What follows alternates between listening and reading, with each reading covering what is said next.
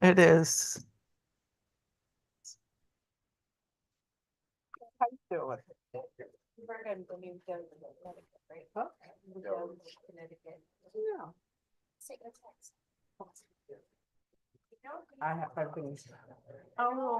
Okay. Good afternoon, everybody. It's nice to see all of you in the month of December when we celebrate multiple holidays. Lots of them. It's Monday. This is the Fiscal Accountability Report Day. A lot of work has been done into the two documents from the Office of Fiscal Analysis, the Office of Policy and Management. It is one of the guiding documents that we have for the upcoming session.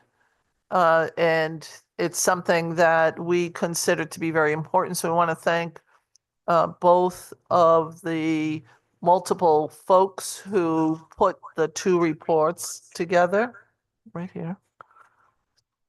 And we really appreciate it because it does give us a lot of data. If you have any questions relative to the reports, of course, you can ask questions today, but if you come up with questions after this because you don't understand something or you think something is not detailed enough, which I would find hard to believe, but these are things that you may ask either OFA or OPM.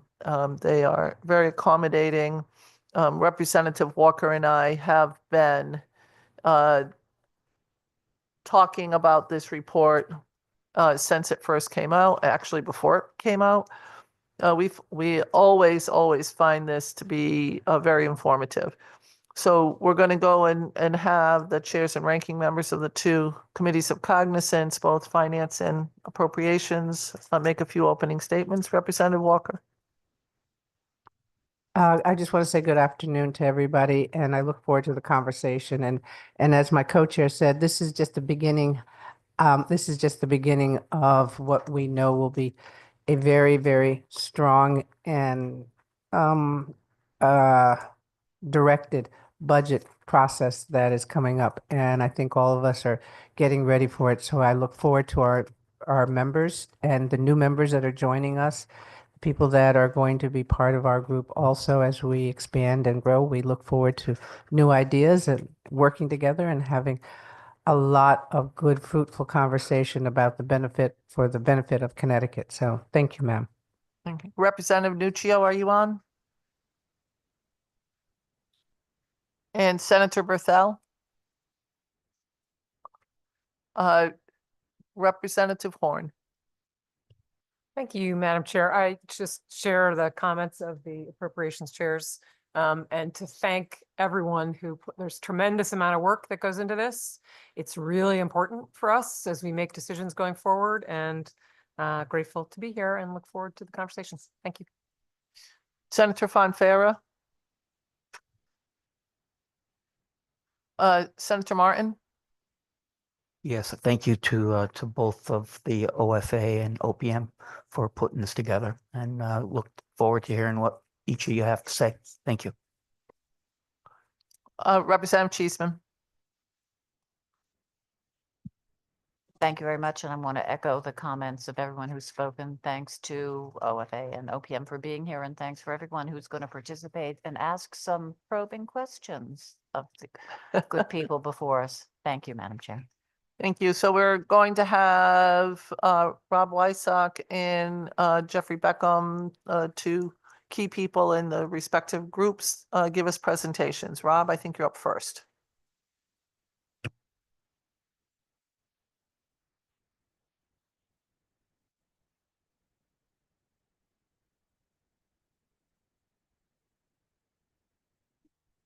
Good afternoon.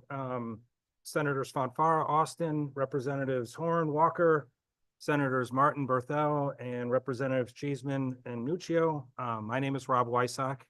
I'm a section chief with the Office of Fiscal Analysis, and for temporary time, I'm also the acting director of the office. Neil Ayers, who's our director, sends his regrets that he can't be here. He always enjoys giving the presentation to both the Appropriations and Finance Committee. So hopefully he'll be back soon and you'll be seeing him around the building.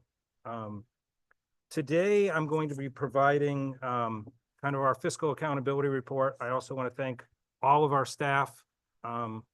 Like was said, there's a lot of work that goes into this. We start basically in September and then go through all of October and part of November, compiling the report. So today is kind of a accumulation of all that hard work that the staff has done.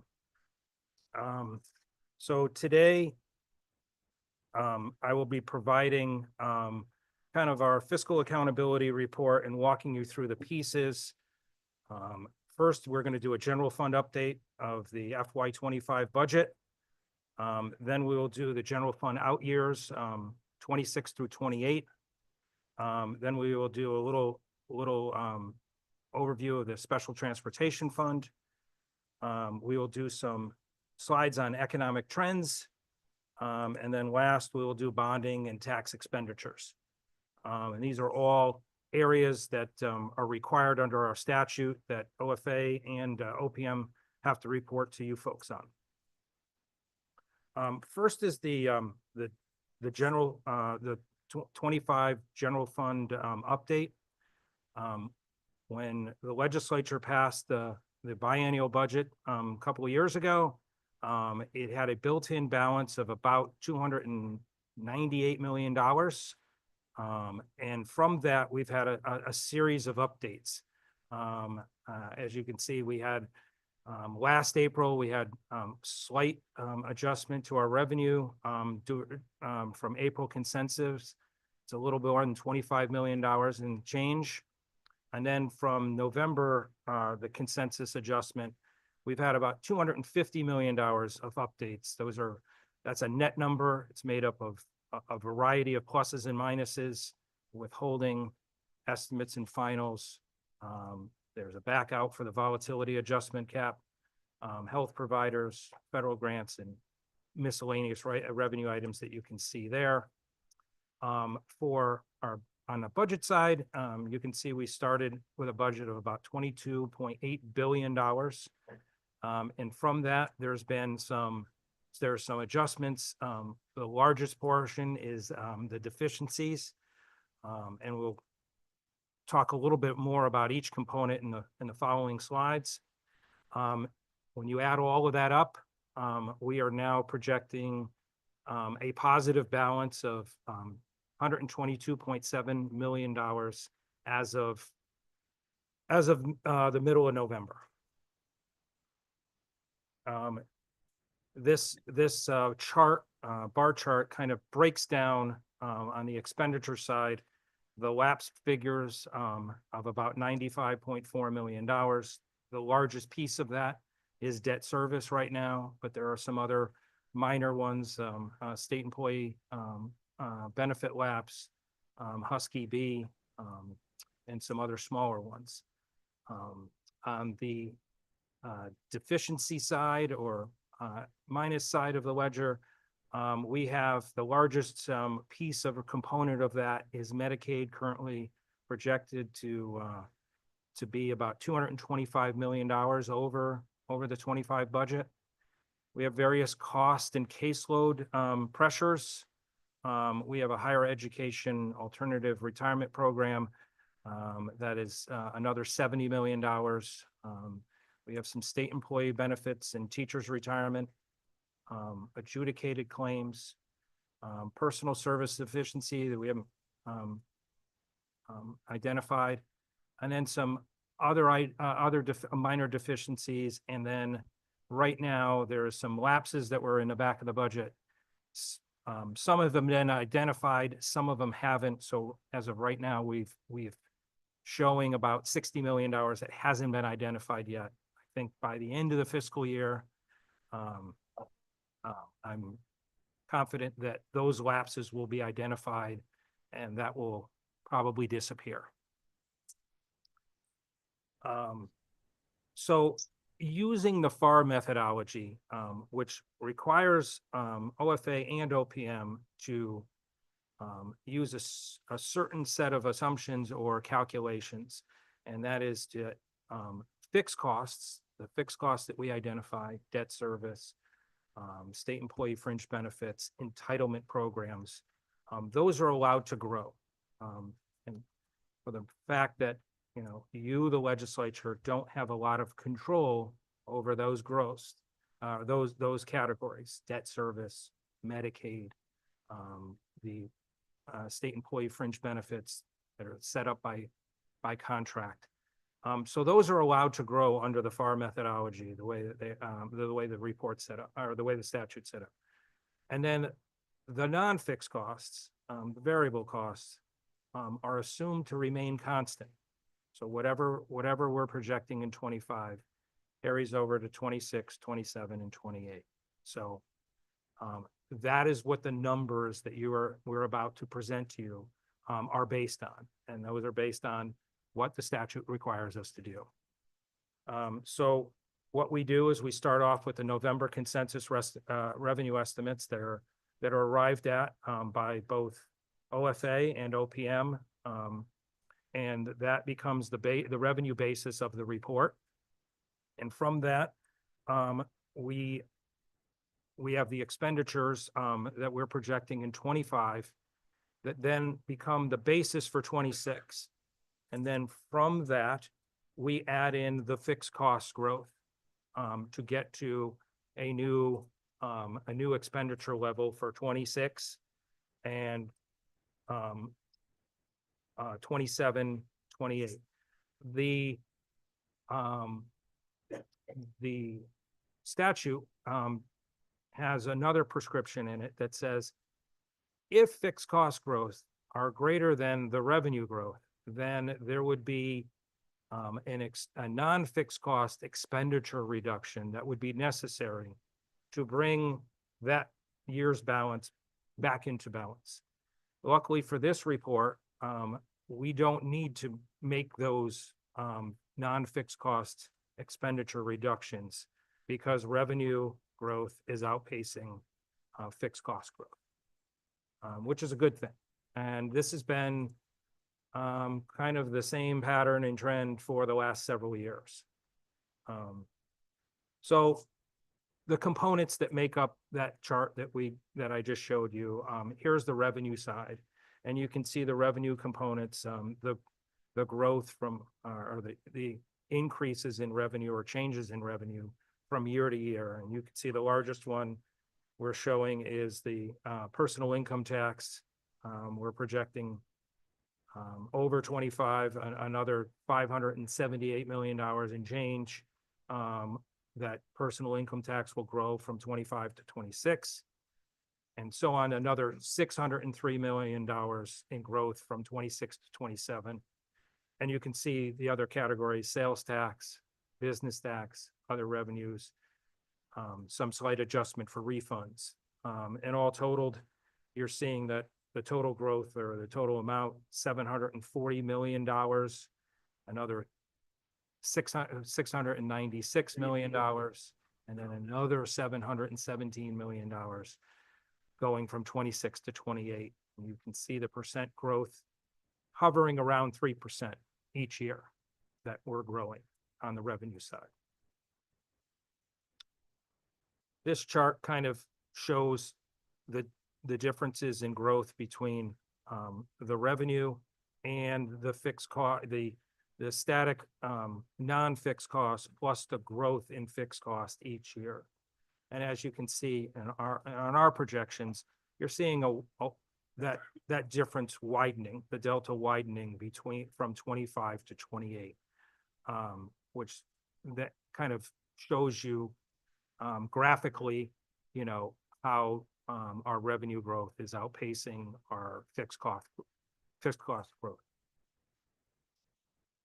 This is just kind of a numerical chart of the visual that we just saw on the last page. You can see that revenue of around 700 and change each year, kind of an average growth of 718, the annualized growth of 2.7% versus the fixed cost, which is between 250 million and 273 million.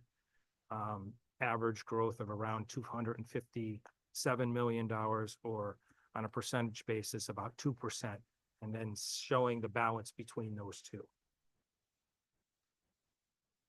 I will say a pause on some of the fixed cost growth. We got some data in on our state employee health plans a little bit late in after we presented this report. So some of those fixed cost growth numbers, we're looking at it right now, might be a little bit greater than what you're seeing on the paper right now.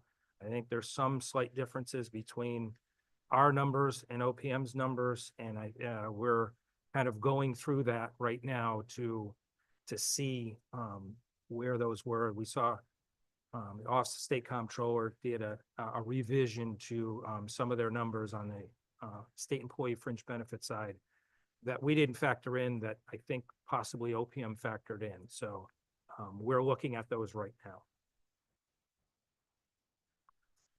This chart kind of shows a graphical or bar chart of our fixed costs, kind of going from the from the bottom of the chart to the top. You can see our entitlements make up our largest component of our fixed costs. You know, being Medicaid is a large component of that, and there's others than DCF and OEC, and so those, you can see that each one of those components is kind of growing at a steady rate. State employee or debt service is that next line, or that next bar in that light blue. I'm sorry, and then state employee is that greenish color. Teachers retirement is that different set, greenish color, and then our hospital supplemental payments, which was subject to a negotiation between the state and the hospital association. And then we have adjudicated claims that is so small that doesn't really show up in the chart, but that's also, you know, claims against the state that once they're approved by the claims commissioner, that we're responsible for paying. That kind of gives you a snapshot graphically of our fixed costs and kind of the trends that you see from year to year represented by the bars. Next, we just wanted to present to you our state employee retirement system funding trends. So we've given you a snapshot of 4 years here, 2020 through 2023. And what we're showing here is the actuarial liability. So basically what the state owes our pensioners or the plan participants, marked against our assets. What do we have on hand to pay those liabilities, to pay those pension payments? And then the difference between those two is our unfunded actuarial liability, or UAAL. And that is the amount that we don't have to meet those liabilities as of today, or as of those points in time. The funded ratio is basically the percentage of assets that we have to cover our liabilities. And as you can see, over this time period, our funded ratio has steadily started to increase from 38.5% in 2020 to 52% in 2023. So the trend is good. You know, we're accumulating more assets over this last 4-year period than we previously have, which is a good thing, which helps with our payments that we will have to budget in the future. Show the same graphical presentation for our teachers' retirement fund. As you can see, this fund is started and continues to be a better funded system from having more assets on hand to cover those liabilities.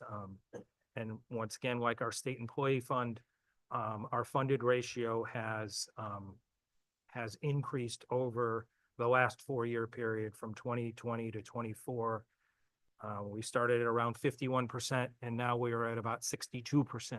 And that's been the result of paying what the actuaries tell us we have to pay, plus additional deposits that we have made to both the State Employees Fund and the Teachers Fund from surpluses that have been generated over the last several years. The next slide is kind of our projection of our budget reserve fund. We are showing a picture of what our budget reserve fund it potentially looks like at the end of FY25 all the way through 28. As you can see, we're starting with about $4.1 billion. And then if projections hold for 25, we would have a volatility deposit of about $1.4 billion. And then a surplus, the operating surplus of about $122 million. So those two put together would be about $1.5 billion, that would be available. And then calculations are done. We are at or close to the statutory level of 18% of general fund expenditures. So we're walking through and saying, you know, because expenditures change and that base to calculate that 18% changes, here's kind of a projection of how things could go if all of our projections were to be correct. We know that they won't be. They're going to change over this year and over the next 3 years. But we would see our budget reserve fund grow from about 4.1 million today to almost 4.37 in 28, maintaining that 18% budget reserve ratio to general fund expenditures. So the difference between those would be funds dedicated to reducing long-term debt. And so that would potentially go to further deposits into our state employee pension funds, our state employee pension fund, or the teachers retirement fund, or it could be used also to pay down some bonded debt. So we don't, in the note there, we do not project surpluses going forward because that's a function of the budget that the legislature will eventually pass. So we have not assumed any surpluses for budgets going forward, but we have assumed some volatility deposits based on our revenue estimates and the way that the statute currently reads.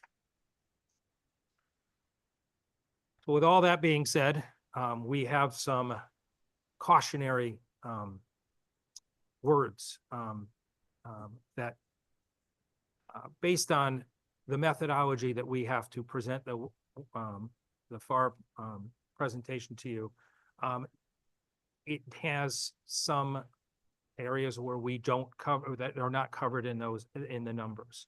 And there's going to be some fiscal pressures that are going to be exerted on the 26 and 27 budget that you all will be looking at and deliberating and passing. And so in this slide, we've tried to identify some areas that will be of focus when you are looking at the new budget. First and foremost is the fiscal guardrails. We have various caps: revenue cap, volatility cap, and spending cap, which act as restraints on how much money that can be appropriated and spent. And those caps are in place, and they will exert pressure on the new spending plan for 26 and 27 and the revenue plan. So those are some areas where there will be I'm sure some discussion over some growth in non-fixed costs that we are aware of. And an example of that is that The education cost sharing formula. It is to fully fund that for 26, the way it has been set up in statute, will require just under $92 million more in money.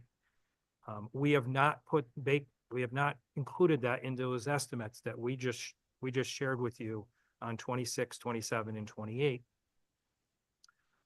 Some expiring temporary transfers, almost $105 million in municipal revenue sharing that went from the general fund to that account.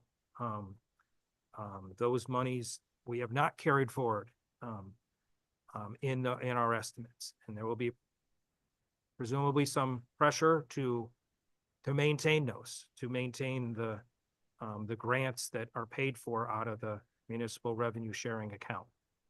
Another 10.3 in canvas regulatory funds that again were a revenue transfer to cover these costs. Expiring ARPA and carry forward. So the 2024 and 25 budget had various carry forwards from previous surplus that were used for various things. Money for nonprofits and expiring ARPA dollars, a lot for higher education. So those, again, are not assumed in our estimates. That we believe that you will all be receiving a lot of pressure to replace those ARPA and carry forward dollars with general fund dollars. And then finally, CBAC wages. The contract expires at the end of this fiscal year.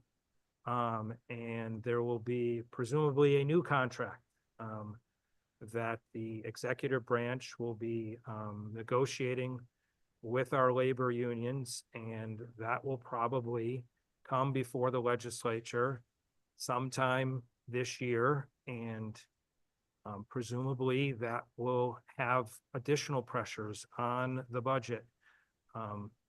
New wage increases or new provisions are not included in those projections.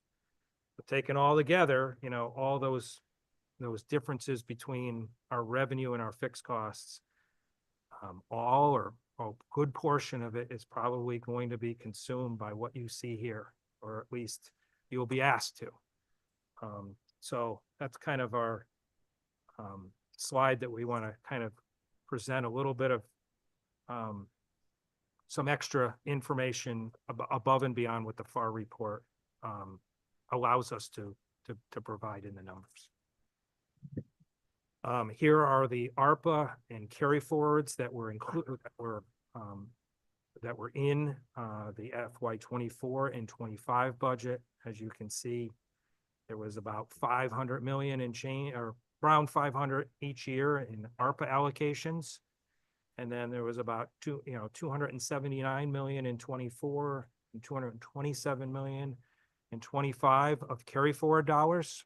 You know, those are one-time sources, especially the ARPA is now basically, we've had to allocate that all. And so I don't believe there's any ARPA left to be spent. So we won't have anything for 26 or any ARPA that the legislature can count on to use.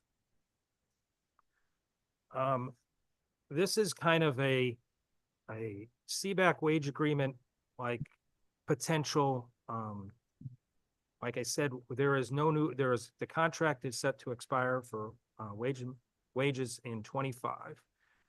We have a cost to 25 of around $150 million to the general fund. A good portion of that was used, was paid or is being paid for by carry forward dollars in the reserve for salary adjustment account. So those dollars will have to be budgeted. That 150 will have to be budgeted within 26 to cover wages that have already been wages are already been paid out. So this will be an annualization of those costs. What we've attempted to do here is saying, hey, if the new CBAC contract that had similar wage pattern as the last one is agreed upon, and that's a big if. We at OFA don't have any inside information as to those negotiations. But if the pattern was similar, here's kind of the costs that would be needed to be included in the 26, 27, and 28 budget. You can see the costs are cumulative for each year. You have an initial 130 million, which annualizes to 150. And then the second year, you would have a new additional 130 million, which would annualize to 150 in the next year. And then finally, the 130 million of 28 of a third year. Again, this is just kind of an illustrative slide saying, here are some costs that that could be necessary for 26 and 27 for the new biennial budget. Some projections on special transportation fund. As you can see, expenditures of the fund of about 2.2 billion marked against revenue, about 2.3 in 25. So when you look at the revenue versus expenditures for 25 through 27, we're in pretty good shape. We're projecting some slight positive balances for the special transportation fund during that period, and an increase in the what would be the year-end cumulative balance. And then the debt service ratio, which is basically how much revenue do you have to cover your debt service? Rating agencies and the like to see at least 2 times, certainly more, but you're seeing kind of a decline. And then 28, we're showing that expenditures would outpace revenue in 28, which would have a projected negative balance of about $44.6 million in FY 28, based on projections that we have right now. And you're seeing a decent increase in debt service costs, jump from 27 to 20, or from 26 to 27, and then from 27 to 28, which is kind of driving those numbers marked against more of a lower growth on the revenue side. So that's kind of a snapshot of our special transportation fund as we are here today. Again, here's debt service. You're seeing that 26 to 27. You're seeing a jump in debt service, and then another large increase from 27 to 28. And you're seeing kind of that flattish revenue growth for our special transportation fund. So these are kind of the trend lines that we're seeing. The main driver on our expenditure side is debt service. There are other costs, such as DOT and DMV operations that are also funded out of our transportation fund.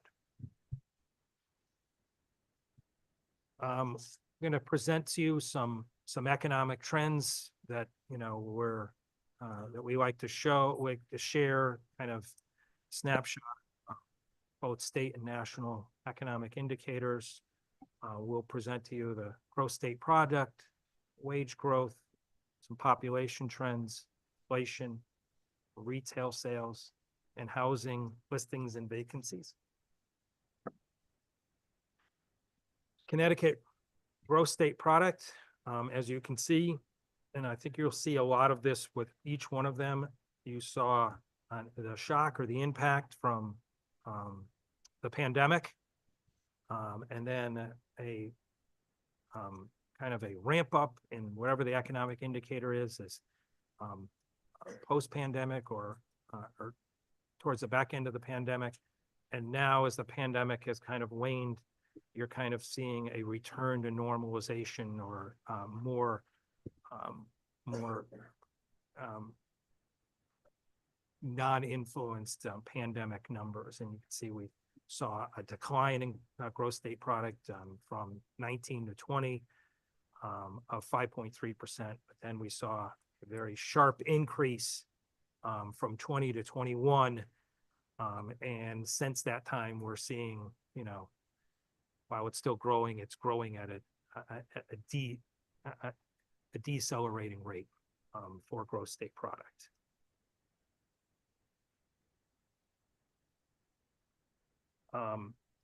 Same with U.S. median year-over-year wage growth, and you can see there was some slight dip, you know, during that pandemic, and then we've seen a ramp up in that wage growth, you know, from 22 to 23, and we're seeing, you know, now a deacceleration of that growth in all job category, you know, in all job categories: low skill, medium skill, high skill. And so again, you're seeing the pre, during, and post trends from before and after ARPA. Connecticut population. Connecticut population remains stagnant. International migration partially offsets negative net migration. So we're seeing some people from outside the United States coming into Connecticut, and that's having some helping with offsetting our net migration, our migration out from our state. And Connecticut's population over 65 continues to rise faster than other age groups. So this is our population trends and our what it was, and then here's a forecast according to Moody's Analytics that we contract with, or some economic indicators. U.S. inflation. Inflation has been a very hot topic, both in state and national economic, national economies.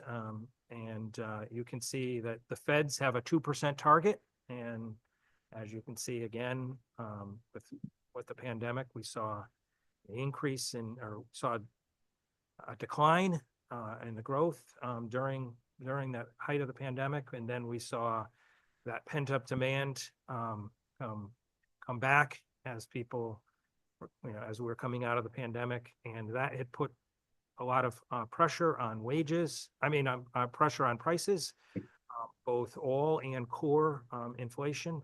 You know, so the pandemic had a major impact, and certainly world global events have also had an impact on that. And now we're seeing kind of the growth in inflation kind of come back to closer to the Fed target of that 2%. Certainly the Fed's monetary policy and their tightening of monetary policy and increasing of interest rates, hopefully, you know, from the Fed standpoint of view, has had an impact to begin to tamp down the growth in inflation. Here's some monthly U.S. Retail sales year over year. We've taken a snapshot of three different years, and in various categories. And you can see some of the trends of retail sales that in the growth of those sales, or change in those sales, from over 22 to 23 to 24. You can see overall retail sales, you know, is starting to, the growth in that is starting to come down once, as the pent-up demand from from the pandemic, has been met, but on the consumer side. Some housing inventory, as you can see, here's a time series where we start off at July of 16. And you can see the inventory is around 25,000, or at that point in time, 24,000. And the trend has showed that the inventory on hand in the state has dramatically declined from that 2016 to now basically September of 2024. And you're seeing the housing market be very, very tight. There's not a lot of stock out there for people to buy, and that has an impact on prices and available, and housing affordability.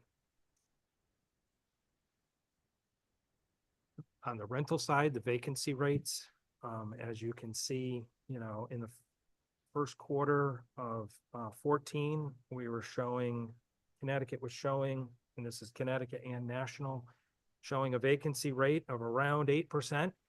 And, while the US vacancy rate has declined, the Connecticut vacancy rate has declined much more than from the national standpoint of view. We went from, like I said, like an 8% vacancy rate in quarter one of 14 to now 2 of quarter 3 of 2024. Again, that's just, there's not a lot of apartments around, or rental housing out there to rent, and that has an impact on rental rates. So just showing some trends here in our vacancy rate. Turning to bonding, this is kind of a projection of authorizations, allocations, and issuance for 25 through 29. You're seeing around authorizations of around 2.7 to 2.8 billion dollars. Allocations running around 2 billion to 2.4 billion over this time period, and the issuance being around 1.6 to 1.8 billion a year. And then our debt service tied to kind of all of those components, running from 2.5 to around 2.7 billion dollars, based on these assumptions. Here's projected prior authorizations, how much is, we have authorized, and projected new authorizations of that 2.4 billion and change projection, and then how much we have under our space under our bond cap. This is at 90%. 90% triggers statutory action where the governor and the legislature have to look at reducing bond authorizations to potentially get underneath that 90% threshold. But we have a lot of room before we would have to explore those options. General bond obligation spending and allocations. This is kind of just GO allocations versus GO spending, general obligation. And you can see the trends for each category from FY18 to FY24, seeing allocations kind of up and then kind of down and then back up again. Spending has been a little bit more kind of declining spending with a slight bump up in 24. Tax expenditures. Tax expenditures, there's different types of them. There's credits, which directly reduce taxpayers' liability. There's exemptions, which exclude specific transactions from a tax. Example, food. and then a deduction, which reduces the taxpayer's taxable income. In this case, we allow a taxpayer to reduce their taxable income by CHET contributions. So our office produces what is a tax expenditure report, which is required by statute, which our office, revenue unit, led by Michael Murphy, present that tax expenditure report every other year to the Finance, Revenue and Bonding Committee. So there is a lot more detail behind these slides and these numbers that we examine every other year. And we produce a big report called the Tax Expenditure Report that has explanations of all of our tax expenditures. But here we're kind of providing you a summary of those slides, of those things. As you can see, the largest category of our tax expenditures are sales and use tax, marked about, close, $5.5 billion right now, potentially increasing to $5.9 billion. And the various other categories: income tax, petroleum gross earnings, motor fuel, and road carrier. All totaled, we have about $10 billion in value of tax expenditures that are on the books or in statute. And so that's kind of a quick snapshot of our tax expenditures. Again, this is kind of a graphical presentation of our tax expenditures by category. As you can see, the largest one is government organizations. We exempt ourselves and municipalities from paying taxes. And then you can see the various other categories: prescription medicine, motor fuel, all the way down to aircraft repair. These are our largest ones that we've categorized. There's certainly others, like I said, that are contained in our tax expenditure report. And that concludes our presentation for this afternoon. Thanks, Rob. So we're not going to ask questions right now. We're going to go to the Office of Policy and Management. And I just want to remind everybody, as you're thinking about which questions you're going to ask, no more than 2 per person. That means that we don't add on to the questions. So just keep that in mind. Mr. Secretary? Wait a minute, we're doing some technical. Okay. Technical work. Taylor, you might need to help. You're on it.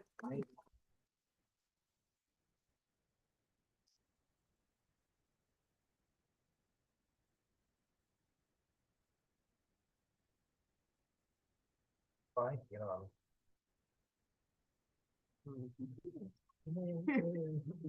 think I need the mouse. Here we go. Hey, Rob, I just want you to know you did tell one fib.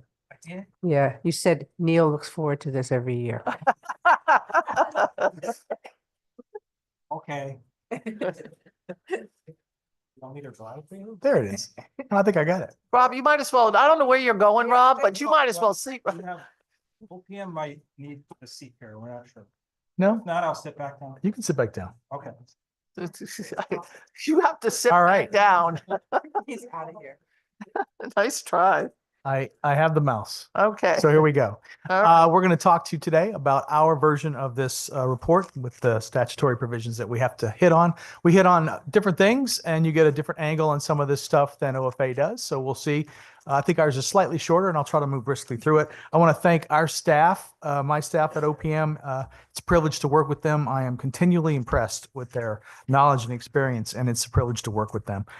We have to pause in our budget development work every fall to do this report. So we've stopped to do this, and we're going to get back to budget development soon, but they have to, we have to walk and chew gum at the same time sometimes. So we're going to go through the current year operating projections. That's for FY25. If you're a regular reader of our monthly letter to the controller, you already know where that is. This is going to be a summary of where that is as of this month, or I guess as of the November letter. We'll have a December letter that updates that. We're going to talk about the out years, the next biennium 26-27 and the third year 28 in terms of revenue and fixed cost growth. That's the heart of the fiscal accountability report, is understanding where we are with revenue and fixed cost growth. We'll talk about our long-term liabilities and those fixed cost drivers, and we'll give you some conclusions and some takeaways. Let's see. Okay, I was doing so well. Oops. Oh, I went too fast. Can I go back? There we go. This is a little texty, but I'll walk you through the summary of our findings. Operating surpluses are anticipated in both funds, general fund and special transportation fund, in the current year. General fund spending exceeds current year appropriations by $383.7 million. Again, that's from our monthly letter. When you pass the FY25 portion of the biennial budget in the 23 session, the number you had for fiscal 25 was $383.7 million lower than where we are now. It's going to be about $1 billion above the initial appropriation for last fiscal year.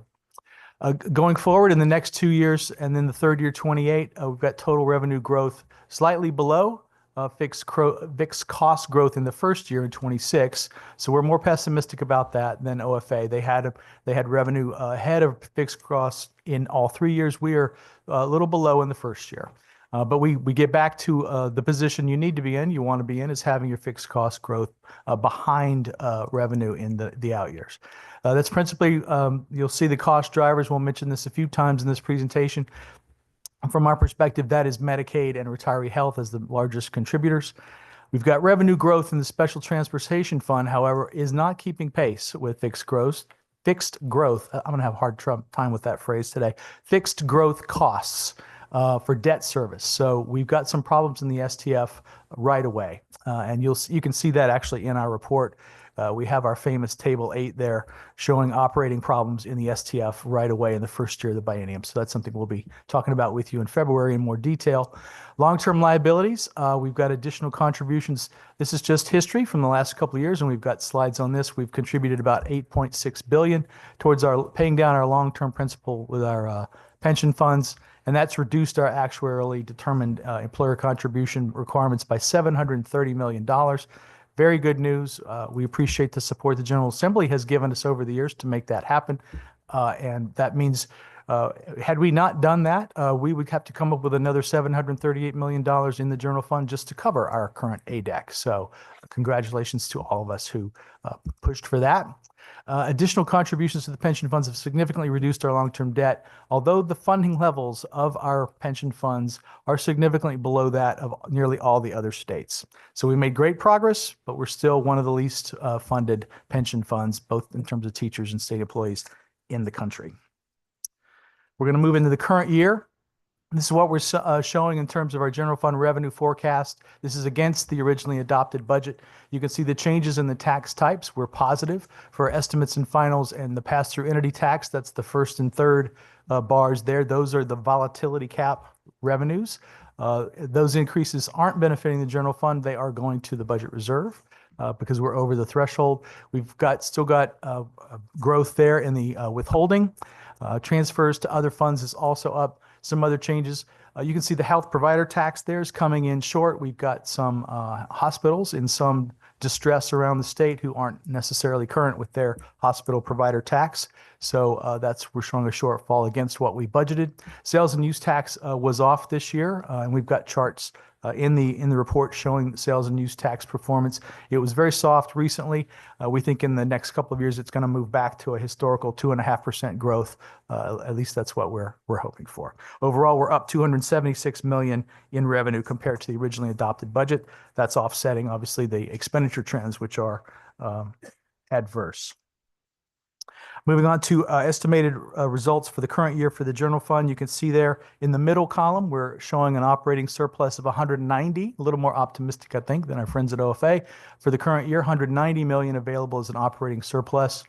We did not make midterm adjustments, as everyone knows. We did propose some $200 million in expenditure changes that might have helped our position this year, but we didn't get to make those. So we're looking to do that in the deficiency bill in the 25 session. Since last winter, our Medicaid shortfall has continued to trend upwards, and we're currently showing that at 240 million. Again, you see that every month in our letter to the comptroller where we are on those big deficiencies in Medicaid being the biggest. Staffing levels also challenging us. We're above PS lines in terms of where the budget was. The budget was set almost to 18 months ago, I guess. And of course, we built that budget in the fall of 22. So those PS numbers are a little out of date, and those staffing levels are back to pre-pandemic levels.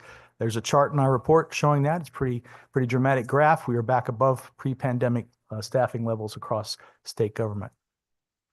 Going to move now into the next 3 years, including the biennial period that we're going to have to produce a budget for you in February. Let's see here. Yeah. So this is our fixed cost growth versus revenue growth. As you can see there in the first line, that's what we're projecting for revenue growth year over year for all of those years. And then we have a sampling there of our fixed cost drivers, and they add up to the numbers you see there just above the red box. The difference being where we see revenue growth versus fixed cost growth. We're a little more pessimistic in the first year. We don't think we're keeping up with revenue in terms of fixed costs, but gets better in the out years. Again, Medicaid and retiree health, largest drivers of that fixed cost growth. But there are other costs that are not categorized as fixed that are anticipated to create significant budgetary challenges. I noticed in Rob's presentation, he talked about ECS has a significant increase in 26, and also the wage issue in terms of not just the wages, but of course, growth in active employee healthcare costs. We also see as a non-fixed cost that will give us some challenges in the next biennial budget. In terms of the STF, here's where we're more pessimistic. We see revenue growth not keeping pace with our rising debt service in the STF. And if you look at our report, it's on our website. Page 20, we have what we internally is famous as our table number 8, showing we do have operating surplus problems right away in the STF. That's something we're going to have to deal with in the budget we present in February. And we note some what the alternatives are here. Introduction of some alternative financing. There's some programming that DOT may have available to it from the federal government. Also, we could talk about additional revenue to the STF, or we could also talk about reductions in the pace of spending out of the STF. But that's something we will have to bring you some thoughts on in February. You've seen this before. This is the history of our budget reserve fund going back to the turn of the century, with deposits in the yellow and withdrawals in the red or the orange there. We are at about a $4.1 billion budget reserve now. And as you saw in OFA's presentation, we're at the 18% statutory limit. Expect that. Well, we'd love to keep that at that level, but we'll have to see. That, of course, depends on no recession in the next couple of years, but we're ever hopeful. So this is a graph that I think OFA did for you before. We haven't seen it in a year or two, I think, but this is our general fund stress test. This shows you what the volatility cap threshold is doing. The green line above is our gross revenue. The yellow line is what the revenue is net of the volatility cap. That is to say, revenue above that yellow line goes over to the budget reserve. It's not available to the general fund. And what this shows is, in the first graph, if we had a recession of the magnitude of the 2002-2003 so-called dot-com recession, that's what would happen to revenue. It fell by that amount, or roughly that amount, 5.5 billion. Now, we weren't counting on the first, looks like 2.5 billion there. That's the amount that wasn't counted on for the general fund, but we were going to count on the 3 billion, would have counted on about 3 billion. So we're using our current budget numbers and applying what the revenue drop would be in a recession of that magnitudes. So as you can see, even though we have a little bit of a buffer with the volatility cap I guess that was a moderate to recession in that early years of the century, we still would have about a $3 billion problem in the general fund that we'd have to solve. So the second graph is what if we had a recession of a magnitude of the so-called Great Recession, which was 2009 and 10. We were blessed with a couple of big recessions in that first decade, as you recall, if you were still here. And it would fall by quite a bit. We would have a $5 billion problem in the general fund there. So that would challenge us greatly. So we do appreciate the insulation that we get from not counting on all of the volatility cap revenue. but you can see the protection that it affords has those limitations. So this is what the growth rate of those volatile revenues have been since 2001. Goes up and down quite a bit. It just went down 23%. It's back up a little bit in the last year, and we're showing it positive for the next couple of years. But again, you can't predict them, and they are volatile. The last bullet is instructive in terms of the volatility cap. We're currently using 73.7% of the volatile revenues into the general fund, and we're saving 26.3%. That is subject to the cap. It's over the threshold, so it goes to the budget reserve. So we're already spending about 3/4 of the so-called volatility revenue, only saving about 1/4 of it. We've shown you this chart before. We show it to the bond rating agencies periodically. This just illustrates, these are the deposits we've made, the extra deposits to the pension funds in the last 5 years. And this on the right is the savings that each of those deposits were the aggregate cumulative savings that we were able to amass to the ADEC based on all of the deposits to date. Again, saving $730 million per year on the ADEC because we've paid down that long-term liability. So speaking of long-term liabilities, you've seen this chart as well. We've got some really good news on this chart. 3 years ago, when you got this report, I think from my predecessor that fall, that total number was $95 billion. We're down to 79.8 in 3 years. So everyone who's been working on budgets, including you all, should feel good about that. We've made tremendous progress with some of our long-term debt. We're still not especially well positioned compared to our sister states around the nation. We have a lot of debt compared to our fellow states, but we've made tremendous progress recently.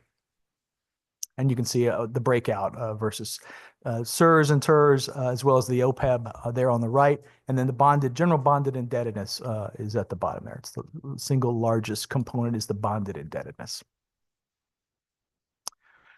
This is just a graphic showing you where we are with the funded ratio. I think our numbers might have been slightly more updated in terms of SIRS. We've got it at 55% funded. TERS is at 62% funded. Again, a funded ratio of 80% is considered a healthy pension plan. We're getting there. We got more work to do. This is our debt service graph. We've shown this a few times as well. The good news here is we're keeping it in a nice tight pattern. It's not jumping up too much. It jumped up briefly in 24 when we retired those gap conversion bonds, but we're back down below 11%, and we're hoping to keep it in that range. We always try to reassure the bond rating agencies that we're paying attention to debt service. The trouble with this is, and it's not written on here, is again, compared to our sister states, this is not a good number. Most of our sister states have debt service as a percentage of their general fund appropriations in the low single digits. We're at 10%. So not where you want to be, but again, we're trying to keep it under control and trying to keep it in this stable pattern. So one of our big cost drivers, and there's some detail in the report about this, and this is obviously going to be a lengthy conversation. It always is, every session, about Medicaid and its growth. For me, the thing that jumps out is the state share, the general fund green bar. That's how much we pay. And in 20, the first year that Governor Lamont had a budget, that recommendation, it was 2.5%. In the current year, it's 3.5%. It's $1 billion in just 5 years. That's a big jump. We're currently showing the current year deficiency of $240 million. It's something we have to contend with. We made some changes. Even though we didn't adjust the budget, we did make some statutory changes last session with your support that did moderate that a little bit. That's the sort of thing we may have to continue to have conversations about as we go forward, as we try to control the spending on Medicaid. Retiree health service costs, those are going up considerably in the near term. We had a federal law which limits the patient's costs for Medicare Advantage plans. That means the employer, in our case the state, has to pay a bit more. So we're showing considerable increase in that item going forward, and you can see what those numbers are. In summary, we wanted to show you this. Around the country, our sister states are experiencing considerable difficulties for a variety of reasons. We're all coming out of a period where we were relying on federal funds to pay for a lot of stuff. That's going away. And there are revenue trends that have buffeted our sister states. The ones who don't have a volatility cap, for example, are experiencing volatile changes there. This is just from around our region. They're cutting spending, they're raising taxes, they're dipping into reserves. And it's true on the next slide around the country. States of all kinds in every region. So difficulties out there. We are well positioned. I feel pretty good about where we are. I feel pretty good about where we are in our budget development. I think we can avoid a lot of this with a lot of lengthy discussion and negotiation, but we will see. The last thing I want to leave you with, I think it's almost the last thing, is this. This is how we see ourselves currently and what we see our task ahead. As you can see, current services in blue. In the current year, we're under both the cap and revenue, so we're in good spot. The trouble in the first year is our current services our read of current services is that we are both above the allowable spending cap amount in fiscal 26, and of course we are out of balance by being way above available revenue, we think, in the first year. That is the task we've been working on for a couple of weeks at OPM. We've got more work to do, but we're trying to bring that blue dot down to the level of that green dot. We absolutely have to do that. And then we have to get the green dot and the orange dot in the middle there together, either by getting the blue dot down closer to the orange or moving the orange up. That's your color-coded summary of what our task is. Basically, we have to be on budget and comply with the caps. And that's our task. It gets a little easier in 27, a lot more cap room for a variety of reasons. In 27 is an easier conversation, which I look forward to. 26 will be the more challenging conversation. And with that, I think I have a couple of summary items. Just that the primary issue this year is not revenues, it's expenditures. We're trying to stay compliant with the spending cap. We've got general fund revenues exceeding fixed costs in the out years, which is good. You want to be there.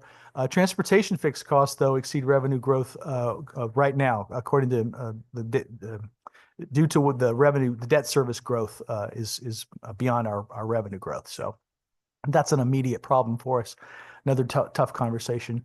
We've made great strides in addition addressing our long-term liabilities and reducing budget pressures, but our long-term liabilities are among the highest in the country. But the governor's committed to enacting a biennial budget with you that serves our residents, and we look forward to working with you in the upcoming session. Thank you very much, Mr. Secretary. So I'm going to start off with two questions. One is relative to the Medicaid expenditures. If you could, first I would start off with you, Mr. Secretary, relative to the Medicaid expenditures. Where do you see the bigger problems in the Medicaid expenditures? Specifically as to You say we're out of whack in the Medicaid expenditures. Yes. And that there's an increase in expenditures. yes. And where do you have that? It's not just a Well- simple Medicaid is X. There's many components of Medicaid, as you're well aware of. Where are the problems there? Well, generally speaking, the growth in caseload is higher than anticipated, and the cost per case tends to be higher these days. Many reasons for that. We do see there was some unanticipated costs associated with covering additional individuals who are undocumented. There's some costs associated with hospital services, pharmacy, the home care waiver, and nursing homes. So it's sort of around all of Medicaid, but we're $240 million in the current year above what we estimated we needed to pay for Medicaid. So that's the magnitude of the current year problem, and that just rolls out in the out years. And so my second question is going to be around Medicaid again. Relative to the undocumented, I met with DSS. Relative to the undocumented, my understanding is that the numbers are not accurately representing that there are numbers that, because of the system that is used, that there are people that are counted in the undocumented sort of column that are not undocumented. When they brought their paperwork in to get Husky B, they're really not undocumented. They're documented with papers. They may not have had them with them. That's according to the Department of Social Services. Would you say that that would be a fair assessment? Yes, I'm aware of that issue of getting them in the correct bucket as it's been described to me. But I'm not sure that the misalignment of the resources is going to be entirely attributable to that. I think there was a legitimate increase of the undocumented costs that it will prove to have been the folks who are getting services. So I want to make sure that we're counting that correctly because this is one of those sensitive topics, right? Right. And we want to make sure that we're not over exaggerating what is not the greatest portion of the Medicaid expenditures. The Medicaid expenditures are more in that caseload and case growth of expenses, not in the number of people who will eventually end up as truly undocumented. So thank you. I'm going to go to Representative Walker next. Representative Walker. I'm going to hold mine till the end because I'm going to wait and see what the two questions are for everybody. Thank you. Representative Nuccio, Senator Berthel. Representative Horn. Oh, thank you, Madam Chair. You may have just answered this in the earlier Senator Austin's last question, but I wanted to focus first on the difference between OFA and OPM on fixed costs, particularly in the first year of the projections. Why is there a difference? What's the difference there? I noted that I think we're lower on revenue in 26 and higher on expenditures generally. I mean, that's a reason why you'd be out of whack. I think we used consensus revenue, I guess, for revenue, but the expenditures were higher. I think we're closer in 27. There's a smaller difference. And in 28, we were very close, I noticed. But we do have Medicaid and retiree health. I think we're a little more pessimistic in both of those categories. Like I mentioned, we got some late data from the Office of Comptroller about retiree health that is not factored into our estimates right now, which the numbers they provided are a lot greater than what we originally had. We're in the process of looking that over and some discussions with the Office of State Comptroller to understand them before we are comfortable with those numbers. And like I said, we got them after our report was finalized. So we're in the process. So I think there's definitely some differences there between us. And I think there's some other differences in some areas. I know of another one in the Office of Early Childhood. We're going to always have some differences, but some of the bigger ones we're certainly looking into and seeing what the rationale or the reasons are for those differences.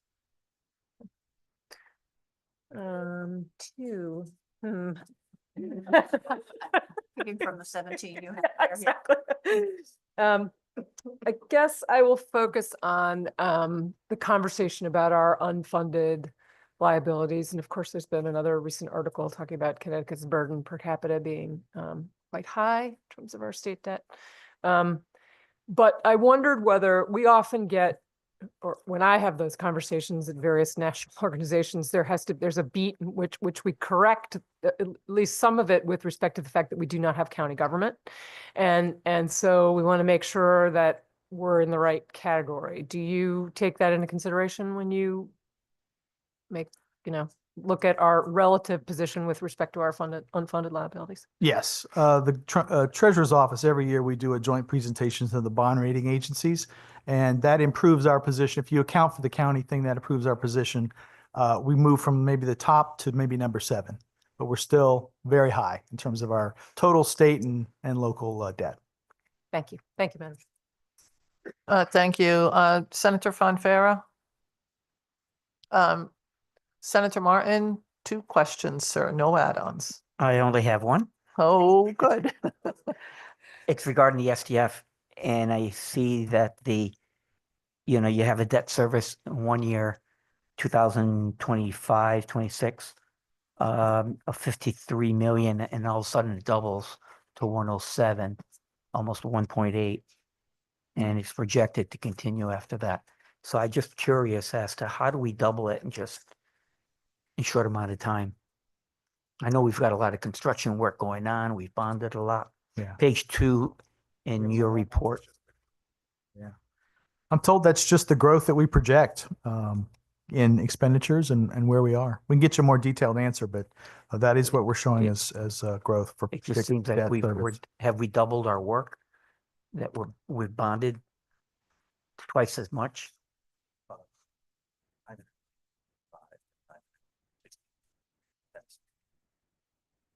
It's not double though.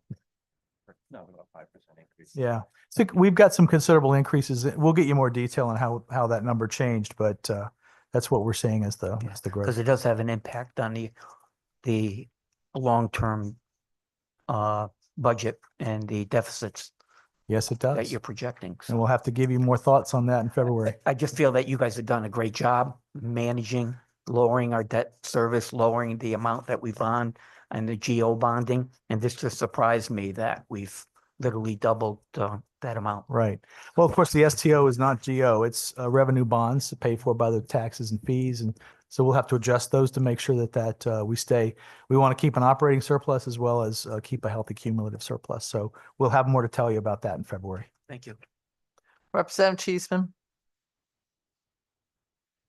Thank you, Madam Chair. The first relates to one of the slides you had, Secretary Beckham, about the percentage that are fixed costs included OPEB.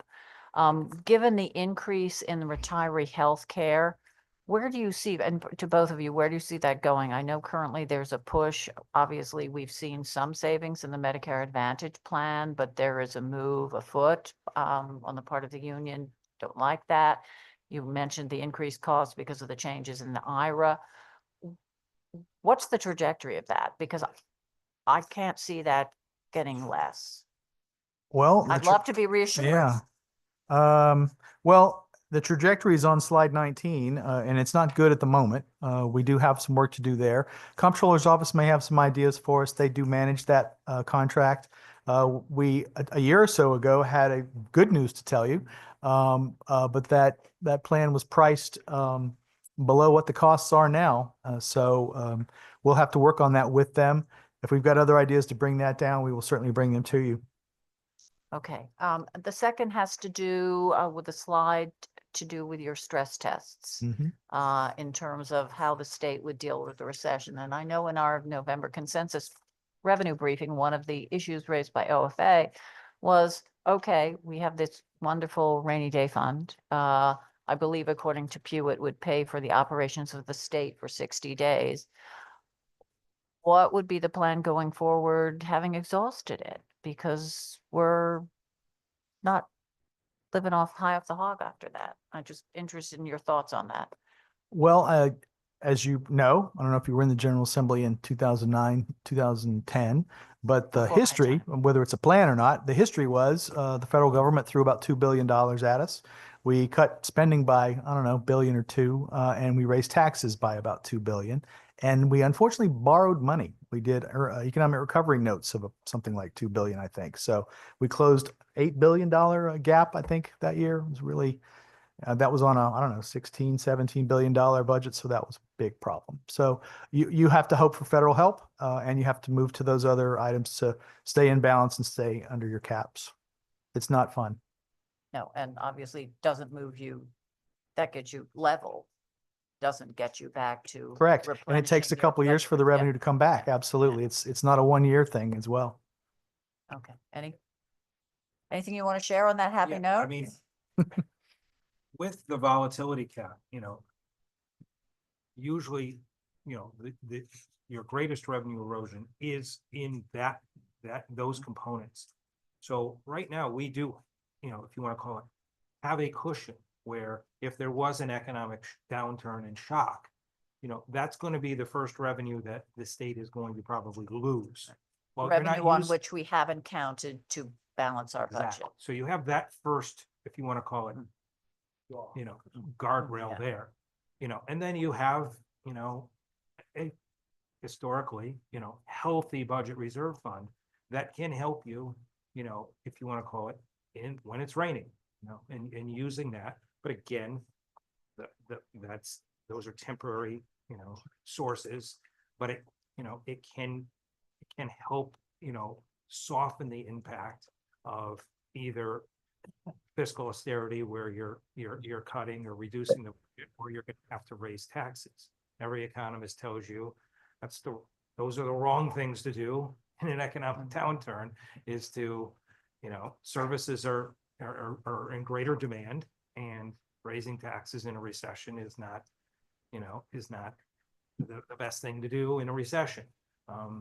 So those are two areas where previously the state hasn't been as well positioned. And again, you know, the stress test that we've done also is that it's not a 1 year shock. It's more like a 3-year shock. So you're going to have to parse and allocate those resources, you know, from those buckets, you know, to try to. But the wise decisions we've made with regard to changes we've made to how we structure our finances have provided a little bit of protection going forward, one would hope. I think that's fair statement. All right, thank you. Thank you very much. Thank you, Madam Chair. Thank you. And just so everybody knows, those online and those that are in the room, we are putting down the people as we see you pop up, either in person or online. Next up is Representative Paris, followed by Representative Wood. Thank you, Madam Chair. Gentlemen, it's good to see you both. I would not want your job to save my life. But I do want to just talk about the economic trends that you both outlined in your reports. You discussed a little bit about Connecticut's stagnant population. And while I do love the aging population and how they are helping our state move forward, I am worried about the next 20 to 30 years of the younger people coming to our state. And I think a lot of that has to do with the ongoing workforce challenges that we face, particularly in aging demographics. So what initiatives do we have in place to address our state's stagnant population growth and workforce shortages? Well, housing has been a huge signature issue for Governor Lamont for the past several years. We've pushed out an unprecedented amount of public funds to build more housing where it can be built, try and increase the supply and thereby lower the costs of housing. It's an important initiative. Workforce training, workforce strategy, also a first-year signature issue for the governor. We have an Office of Workforce Strategy that's been in place for several years, working on those issues in conjunction with Department of Labor and the workforce and investment boards around the state. Our commitment to education, we accelerated the ECS grant last year by a couple of years. We've had considerable increases in investments during the Lamont years. We'll have more detail in our budget narrative. We always do, but we've got a compound annual growth rate of 3.8% per year in increased appropriations across various categories during the Lamont years, and we'll have more detail on that. But everything, we've increased spending in the area of municipal aid, higher ed is up, early childhood is up. We're making continual investments to try and lower those costs and make this place make our state a place that people want to live and work. Thank you, Mr. Secretary. Just as a follow-up, which is my last question, Madam Chair, if we have all of these things in place, which I think are great things for us to use to help be a driving factor for what we're doing and what we hope to see in the state, when do we project that we'll see some of those investments pay off, or do we have a projection yet? Well, I don't know if we can project that. We certainly have hopes that all of this will pay off. As I say, they're designed to lower costs and keep our state an attractive place to live and work. Working on keeping our budget in balance and paying down our long-term liabilities goes a long way to do that. Keeps our taxes under control. We are a relatively high state. That's one of the things that keeps people from moving here. But to the extent that we can control our expenditures, keep them under control, we can control the tax rates as well. Thank you, Mr. Secretary. Madam Chair. Thank you. Up next is Representative Wood, followed by Senator Lesser. Hey, good afternoon, everyone. I was wondering if you could clarify the 66.4 million hospital tax and give us some background on that, please. Sure, that's the decline that we see against projected revenue attributable to that tax type. If we had everyone paying what they owe, that would not be a negative number, but it is a negative number because we have some troubled facilities around the state that are behind in their tax obligations. Thank you for that. And just, I feel like you might have answered this question, but is the way for us to tackle the bonded debt simply to stop bonding? Well, we can't practically do that. We have to continue to make investments, certainly in our transportation network and in the infrastructure needed for the state government itself, as well as municipal government. So that's an ongoing. School construction is probably the single largest component of our general obligation bonding. I don't think folks in this room would want to stop school construction in the state. So we have to pay attention to it. We have to pay attention to debt service and what that number is. And that's why sometimes members may get frustrated that their pet project hasn't moved forward as quickly as they'd like to, because we're keeping an eye on debt service and growth there. So it's a question of discipline, I think, not a question of stopping doing it. Makes sense. Thank you. Thank you, Representative Wood. Senator Lesser. Yes, thank you, Madam Chair. Thank you, Mr. Secretary. Just trying to look across trends across multiple account items, the fixed costs, and also in the Medicaid program. I'm concerned about the growth of cost of prescription drug spends. I'm looking at both the Medicaid deficit, but also state employee retiree and teachers retiree. Is that something that OPM is able to track? Is that something you have a handle on, the extent to which prescription drugs yourself, that the growth of that is contributing to our fixed cost growth? Yes. On the part of the state employee plan, for example, Comptroller's office would have up-to-date data for us. And of course, DSS administers Medicaid, but both of those are cost drivers, and we can get more detail on that. If you could get more detail to us just across, rather than looking at one particular account, just across state government, I think that would be really helpful, because I think that's the sort of if you zoom out, one of the bigger stories that's going. Yes, sir. Thank you. Thank you, Senator Lesser. Up next is Representative Ferrara, followed by Representative Piscopo. Hi, gentlemen. Thanks for being here. Great to have you. My first question actually is in reference to some of the economic trends that OFA offered. Thank you for those. I think they give us some greater perspective of Connecticut versus the nation. I have to say, though, when I was looking at some of them, certainly, it's good to see, inflation is coming down. We also sadly are seeing that wages are coming down as well. And therefore, I think when we hear from constituents, they're just really struggling with the everyday costs of living because they haven't necessarily seen the inflationary costs come down in regards to their pocketbook. So I was wondering if you had details, or you could share with the committee really kind of the cost of living trends for Connecticut versus the nation, and how we could benefit from that type of information. Don't have that with me today. I'm sure we could provide that to you and to the committee. We were just doing a few snapshots here, but we can certainly get you that data. So you're looking for costs, Connecticut versus overall. Yeah, I think that's helpful because, again, as inflation's coming down, it doesn't mean that folks aren't experiencing price gouging with groceries or seeing health insurance costs rise or rents. And I think it just helps us have a realistic picture of what our residents are facing. So costs are still going up. They're not going down. Correct. It's just the growth that we're seeing from period to period. That growth is declining, but it's still, costs are still going up. So your constituents, all of us, we're still feeling price increases. They're just not accelerating as fast as they were, back in 22 and 23. So That's people, when they hear, well, inflation is down, and then they sit there and go, well, I'm not feeling it when I go to the grocery store.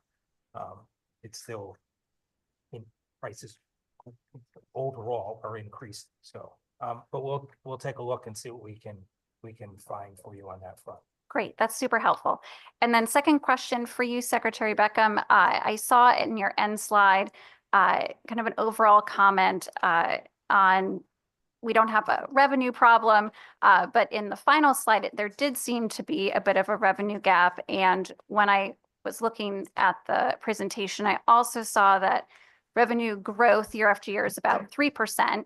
And I'm kind of curious from your perspective, because we have, for the first time, a tax gap analysis coming out from the state of Connecticut, how could we increase that percentage revenue growth as a state if we actually pursued unpaid taxes? The reference to having a spending problem, not a revenue problem, is the current year, for 25, 26, 27. We have a problem in both years, absolutely, in both categories. But I first have to I have to make a recommendation to get us under the cap first, and then we can talk about how we pay for that amount. But that's the primary, from our perspective, recommend to the governor. That's the primary thing we have to deal with first. Unpaid taxes is a perennial idea that comes up, and we've had some ideas over the years. There's been some technological things proposed. They haven't always come to fruition in terms of generating actual new revenue. Sometimes there are amnesty. We've had years of amnesty programs where we get people to come in and without penalty pay their unpaid taxes. We've had limited success. We usually attribute, I don't know, something like 40 or 50 or 60 million to that. I'm not sure that always comes in. But open to ideas for that, absolutely. People should pay their taxes, including the hospitals. Thank you, Secretary. I look forward to the report and some recommendations we could pursue to increase that revenue growth. So thank you. Thank you, ma'am. Madam Chair. We just hope hospitals in poor areas are not going to be put out of business.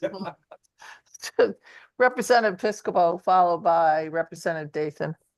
Thank you, Madam Chair, and thank you guys for doing this. Appreciate it. It's a good report.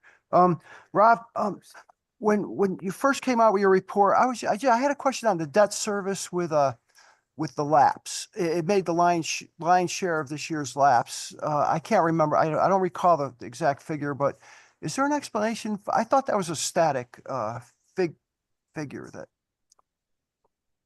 So the debt service line has two components, if you want to look at it from two components. One is, okay, we've issued debt. There is a schedule of repayment that's pretty much fixed and known. And, we're paying that over a 20-year period or so on and so forth. There's a variable piece to it also is, hey, how much did we issue last year, or so on and so forth. And we make assumptions on interest rates. We make assumptions on something that's called bond premium. So when you factor all of those, so that variable part is the part where, versus what the budget assumed or what we thought and what's actually happened as far as issuance goes, as far as what interest rates we actually receive or what bond premium we receive. That's where you get some of the variability here. And that's where we're seeing a lapse versus what was originally budgeted. Thank you, Rob. Thank you, Madam Chair. Thank you. Thank you, Representative Dathan, followed by Senator Anwar. Thank you very much, Madam Chair. Thank you so much for your presentation today. I have two questions just to follow on the discussion on Medicaid. We have a $240 million deficit, and we've explained away about 10 million of it. Can I get an explanation on the rest of the 230 million and how you've talked about caseload, we talked about that, but I'd like to get, is there like an analysis that you all have done to kind of show where that whole deficit is coming from? We do attempt to summarize every month in the comptroller's letter what's going on with Medicaid. It's high level. It is $8 billion total. State share is about $4 billion. So 240 million short for the current year is, it's that percentage of that big number. We can delve into the specific areas and where we're seeing shortfalls. We don't have good numbers. Senator Austin alluded to the difficulties around accounting for the undocumented portion. There is, I know that our staff is working with DSS on getting better numbers for that component. I think the other components are equally murky at this point, but we'll get you what we can on that.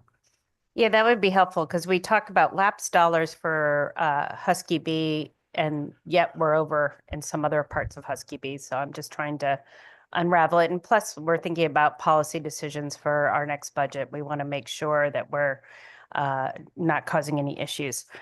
Second question has to do with the retiree health and the current health care.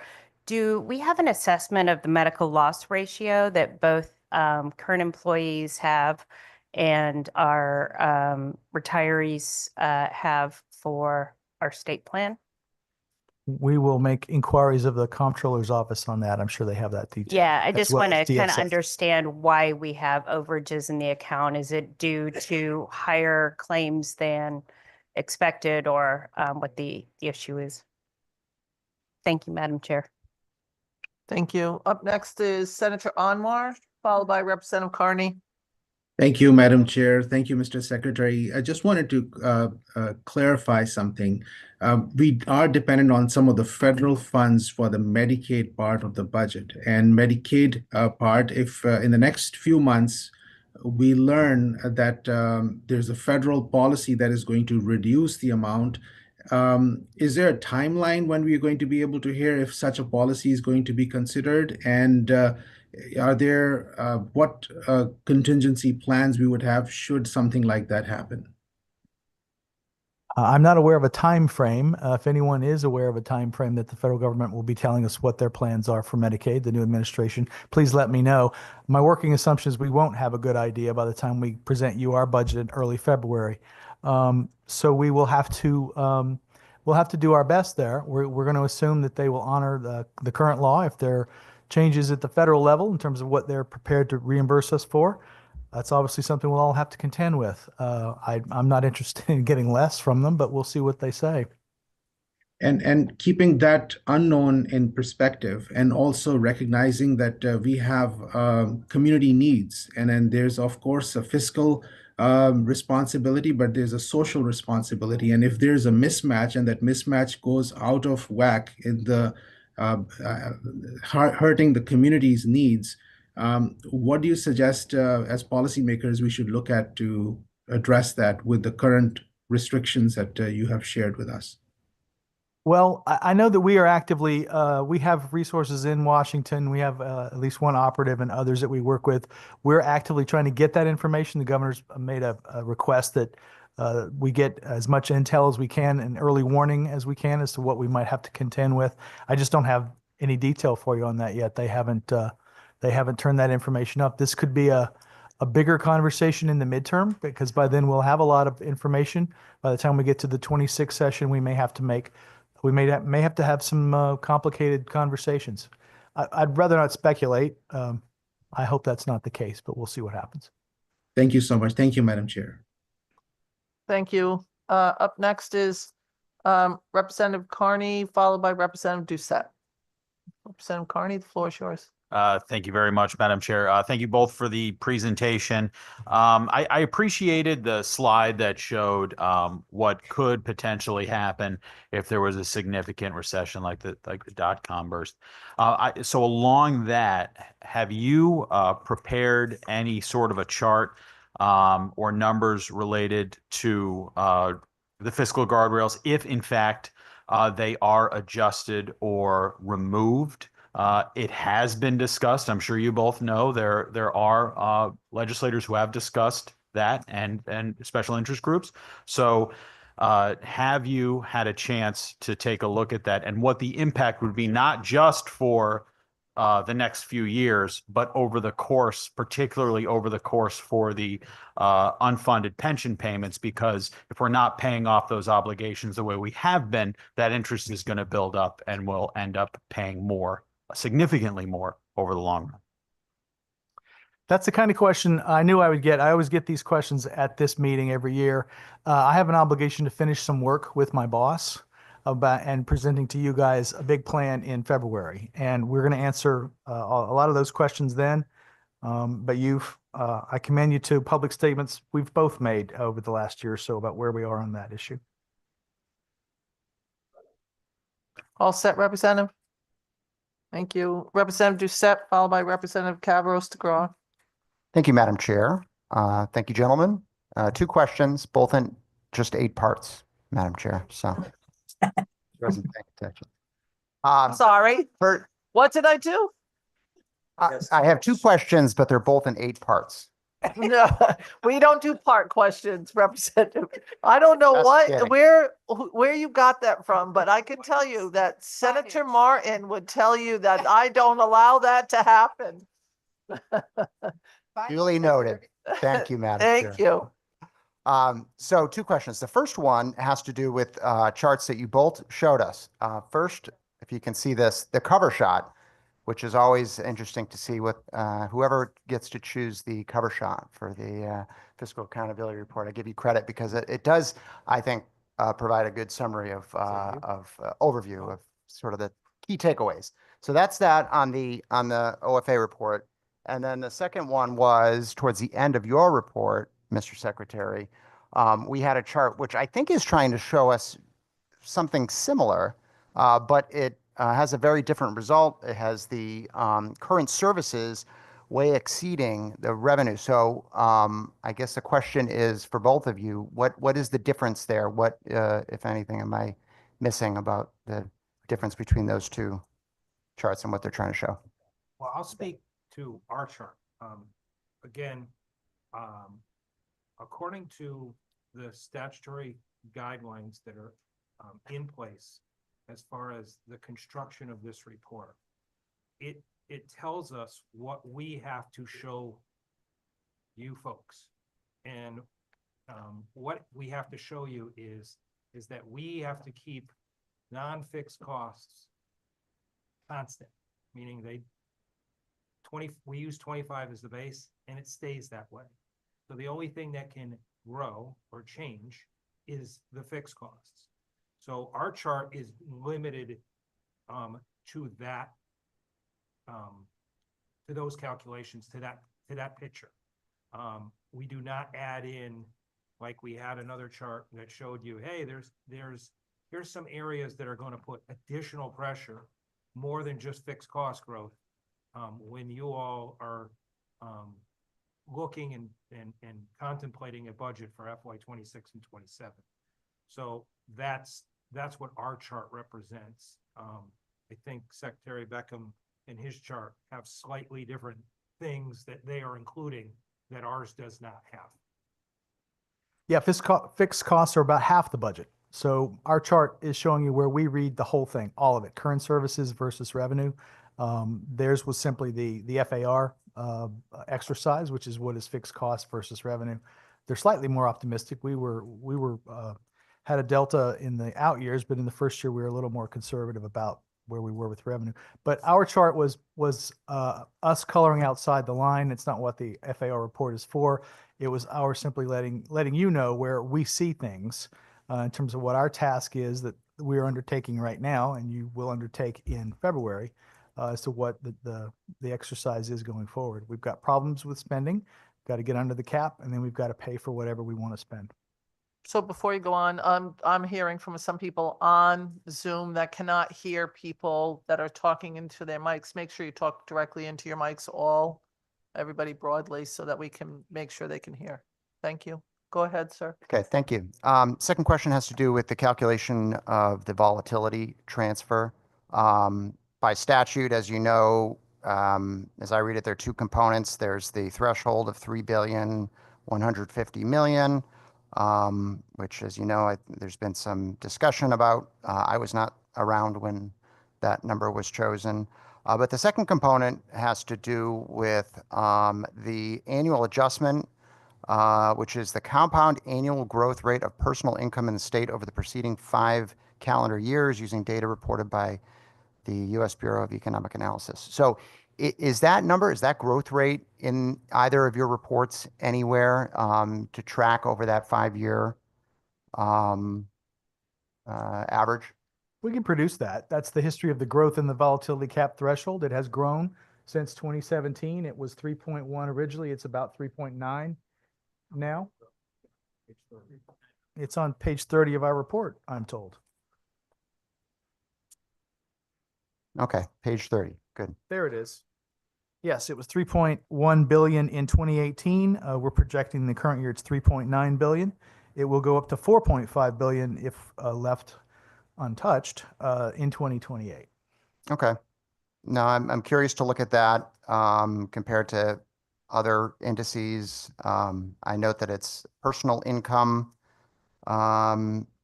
as a metric as opposed to what our volatility transfer is triggered off of, which also includes pass-through entities and other tax types other than personal income. So wondering if that is the appropriate metric as well, but something for us to ponder going forward. Thank you, Madam Chair. Thank you. Up next is Representative Kavros DeGraw, followed by Representative Palato. Thanks so much, and thank you for being here today. Good afternoon. Given Medicaid's role as a cost driver, my question is, what measures are going to be put into place to mitigate that while not reducing care? And I say that because certainly we all hear in our districts from people who say, oh, this doctor's no longer seeing me because the Medicaid reimbursements are what they are. And so if you can provide us a little guidance on that. Well, that's going to be our conversation starting in February. We came to you last year with some thoughts about some of the programs and asked for some adjustments in terms of eligibility requirements or benefit levels, what have you. And we were able to sort of control some costs, bend some costs with those changes. We may have to ask for something like that again. As far as the rates, that is something we will have to address. The second part of the rate study will be out soon, and we will have to have some kind of a response on that. Our working assumption there is where there is an access issue. We want to see if we can address that. If we have room in the budget, we will have a recommendation there. Okay. And if I may, Madam Chair, a second question, one more, 10 parts. What additional revenue options are being explored, if any, for the special transportation fund? Well, that's a secret, Representative. Well, with no EV mandate. We'll tell you in February what we think is a good idea, and you'll either go along with it or you won't. Okay. You may have your own ideas, and Rob and his team will help you work through those. Okay. Thank you so much. Thank you, Madam Chair. Thank you. Representative Palato. Thank you, Madam Chairwoman. And one brief question, but before that, a comment to Secretary Beckham. I just wanted to highlight that slide that I thought was so very important of our surrounding neighboring states and some other states that are dealing with budget deficits. And for those of us that were here when we had to make those tough decisions to put these caps in place, it's a very stark reminder of what life was like just a few short years ago. And I will say that it's much easier to talk about reducing money that we already have or dispensing it to different departments. It's a lot easier doing that than trying to cut money from folks like seniors, from Medicare, from Medicaid, from social services. So we don't want to go back to those days. So thank you for that slide and thank you for your hard work.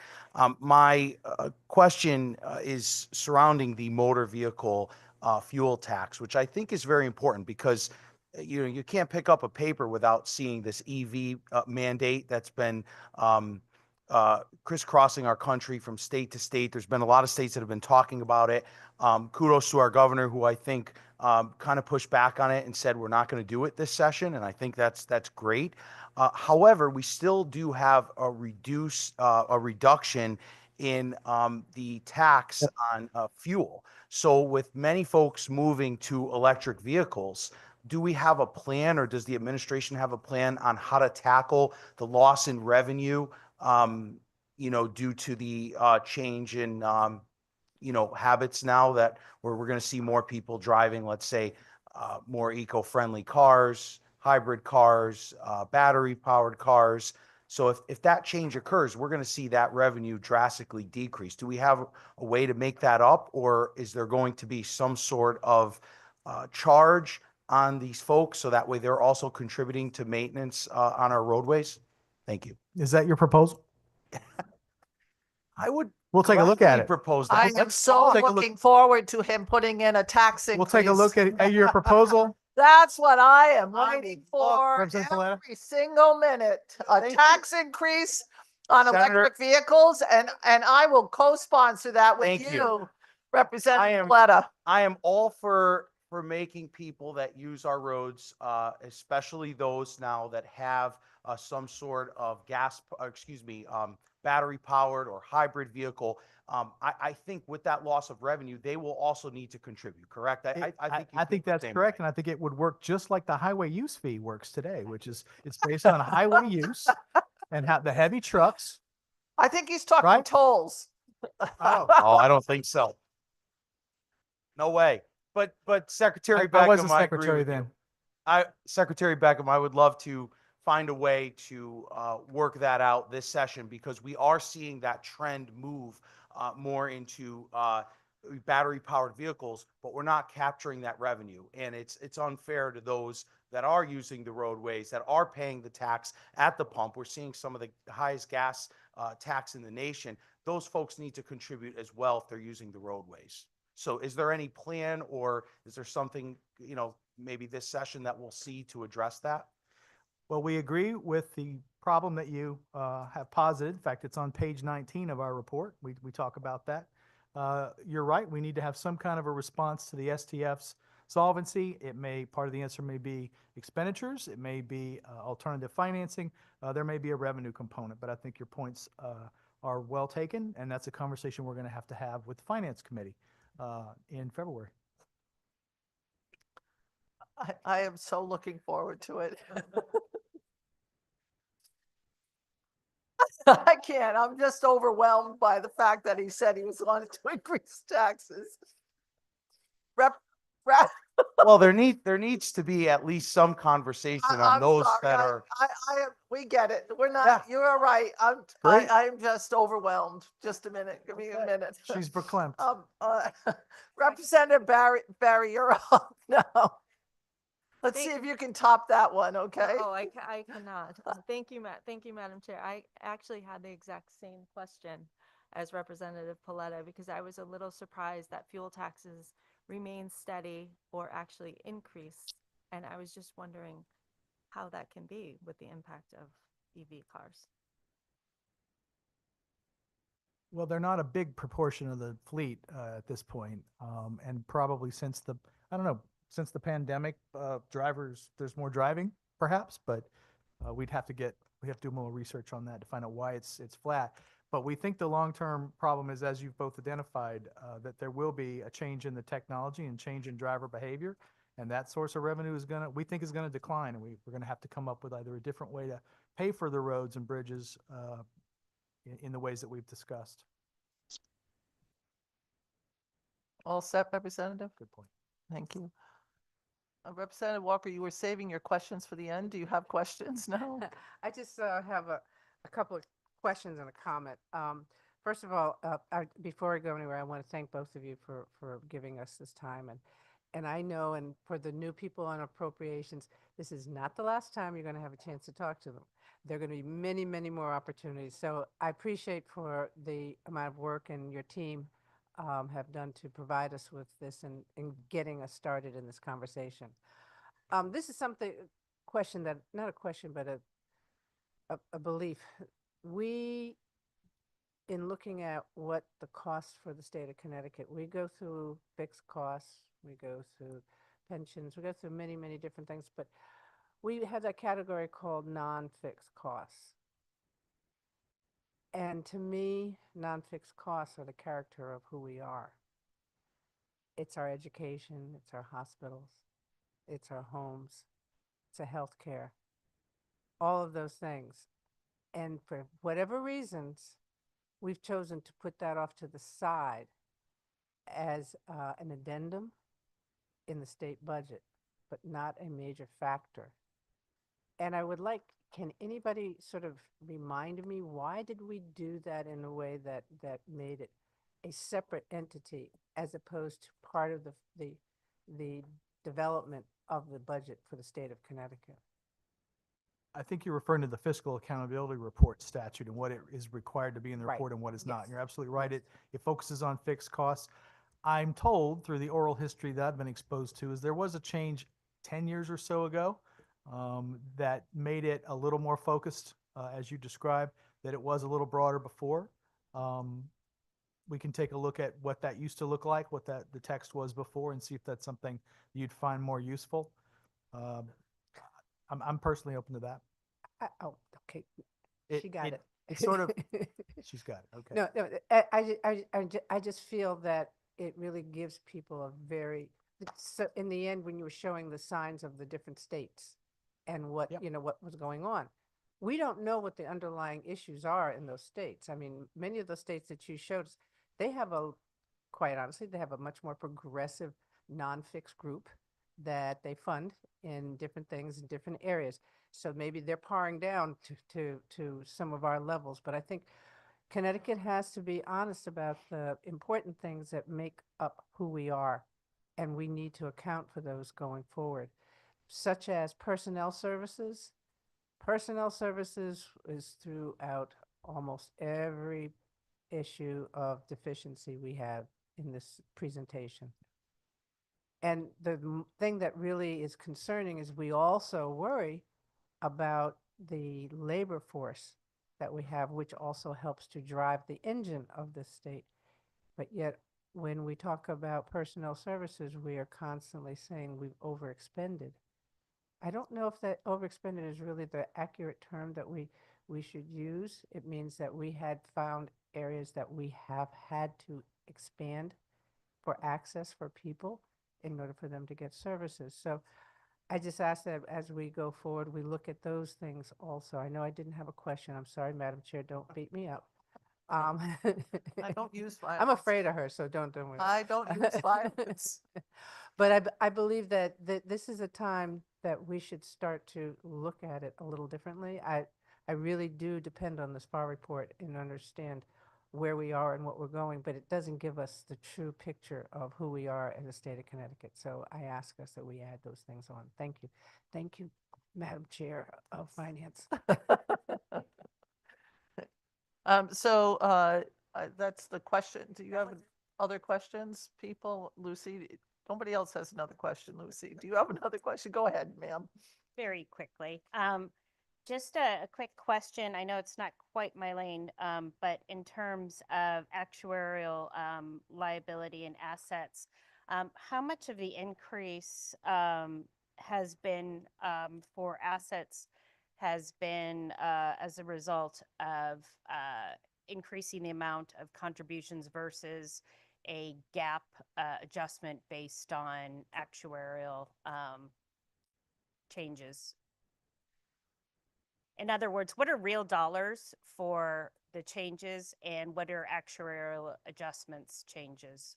We will look into that with the controller's office who has that data, and as well as the treasurer's office to the extent that it's performance of the fund, I guess, and see if we can get a description of the changes there. That's above my pay grade. Thank you. And I just want to say that the online people are still having a hard time, so we might want to have the IT people look at the system because they're having a hard time hearing people talking on these mics. I would like a couple of pieces of information from the two of you. I'd like to know how much, we talk about retiree health care, but a number of years ago, we started charging new employees for health care. Can we get what's in that we have saved thus far on the health care for employees and what teachers are paying for health care? Two different systems, but can we get both of those information? On the, I have the amortization schedule for both SERS and TERS until they are paid off respectively in 2047 for SERS and 2049 for TERS. And I'd like to have, at the same time, what is the ADAC? What is the estimated normal cost of the pension plans for that same time frame for both systems? I do have it for TERS, but I don't have it for SERS.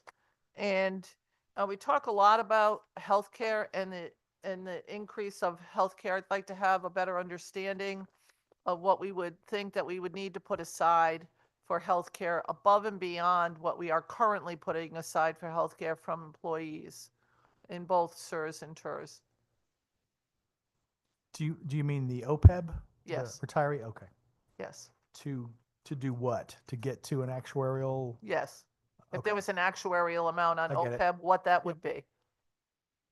That would be helpful. If anybody else has any questions for either of these fine people. And again, thank you for your staff. If you wouldn't mind extending our thanks for your staff for all the work that they've done on both sides. We really appreciate it. And as a point of interest to all legislators and nonpartisan staff, we do have boxes for the Tommy Toy Fund, or whatever you call it up here. Toys for Tots up here. Tommy Toy, I don't know what you call it.